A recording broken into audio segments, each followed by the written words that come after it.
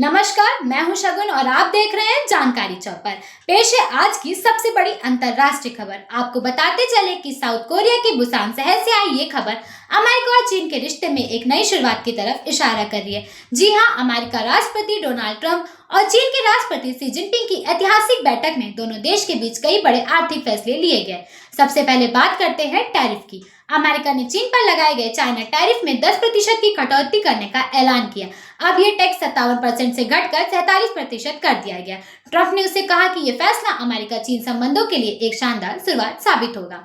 बैठक में एक और अहम मुद्दा रहा सोयाबीन का व्यापार। चीन ने अमेरिकी सोयाबीन की खरीद दोबारा शुरू करने पर सहमति जताई है। ट्रंप ने इसे अमेरिकी किसानों की बड़ी जीत बताया और कहा, अब हमारे किसानों को मिलेगा मेहनत का असली मूल्य। इसी के साथ चर्चा हुई चिप्स, रेयर अर्थ मिनरल्स और फेंटानिल ड्रग्स पर भी।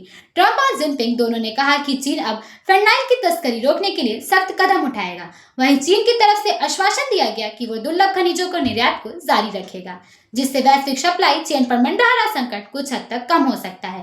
करीब 2 घंटे से ज्यादा चली ये बैठक बेहद सकारात्मक माहौल में पूरी हुई। ट्रंप ने इसे अमेरिका चीन रिश्तों का नया अध्याय बताया और कहा कि आने वाले दिनों में दोनों देशों के बीच और भी कई अहम समझौते होने की उम्मीद है।